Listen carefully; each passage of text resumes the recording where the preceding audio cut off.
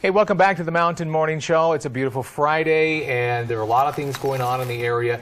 And you know, it's rare that we get to meet somebody of David Schultz' stature. I mean, this guy is a photographer. He's world-renowned, and he just got back from an amazing trip to Portugal and Greece, right? Yes, Greece. And you've got, well, you've got some pictures that you're going to be showing off, as it were. Right. Tell us a little bit about what you found over there.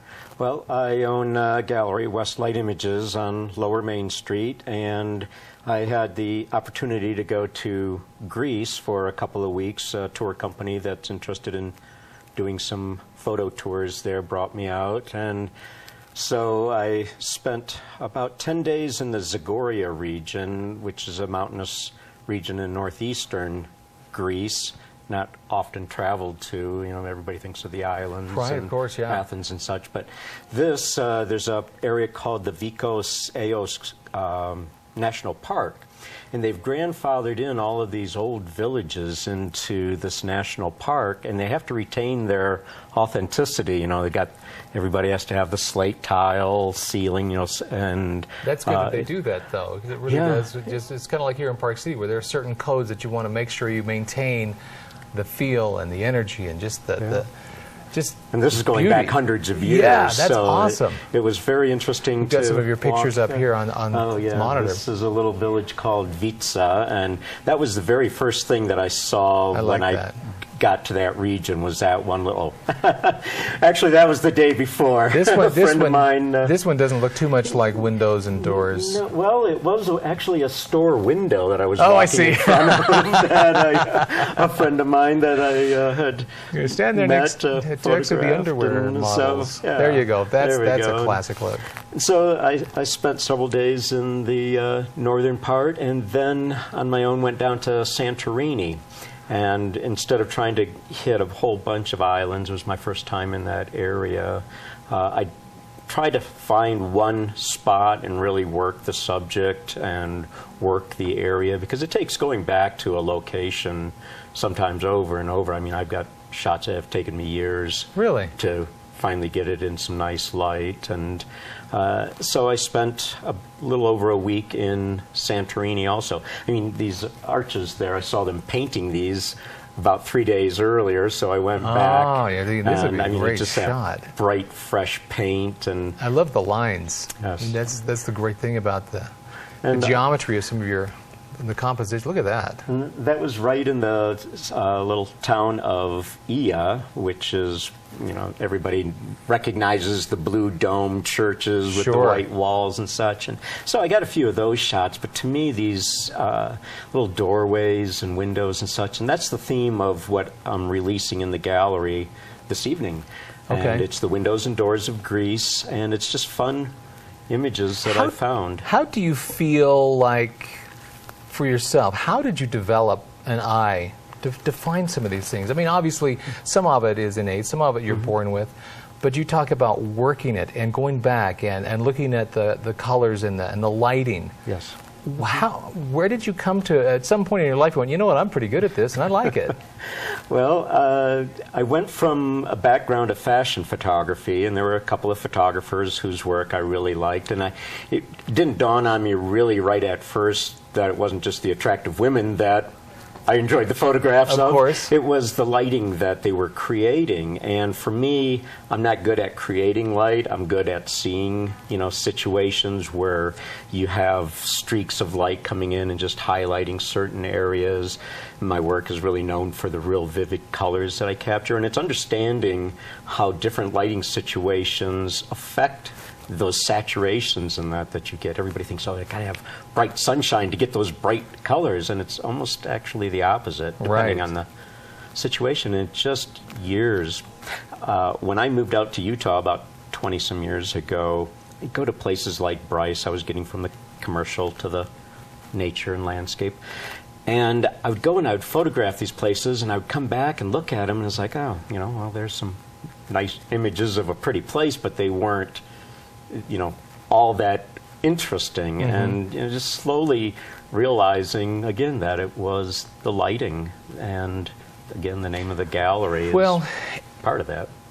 West Light Images. Yeah. The light out here in Utah and in the West is just, everybody knows about our bluebird days where you just get that crystal clear air and, the deep blue skies, and, that's kind of how it came off. Well, and I would imagine that you've got plenty of subjects and scenery here in Utah, but there's so much out there. And one of the things I like about some of the photos that you have, some of your work is less about overall scenery, more about actually contrast and the composition. I mean, it's very subtle but very clean. I love the clean, I don't know how else to describe it. I mean, the vivid colors, but they're just, it's very open.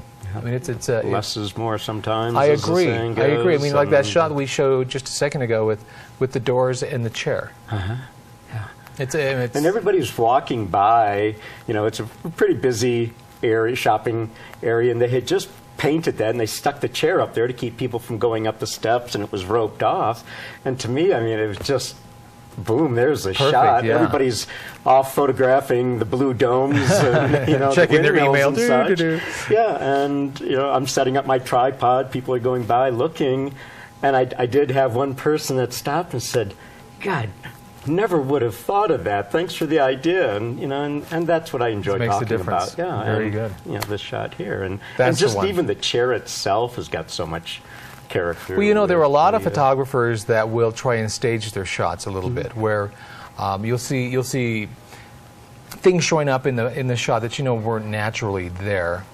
It does create some interest, but one of the things of just catching things in their, I guess, in their raw beauty is really a gift to be able to see it and to reproduce it. When you travel, are you one of these guys? You have like instead of taking all kinds of clothes, you've got like 15 bags, and you've got lenses and filters and and now batteries. People talk about now you don't have to carry all the film, and it's like, yeah, but I got 3 external hard drives, a laptop, all these chargers, none of which work with other, and 10 cables, and so I carry more. Talking to one of our photographers here who also does a lot of work with Sundance, and he was telling me that they did a shoot down in South America that took them, several weeks, and once they got there and started doing the shoot, they realized, wait, the electricity here is not the same, so they had to bring in a generator to do their shoot. So you don't think about that as a photographer. Tell us a little bit, real quickly, what's going on tonight in the gallery, the times, and what we can expect. Well, the gallery, Light Images. I'm in Lower Main Street, down in the Marriott Summit Lodge, next to Atticus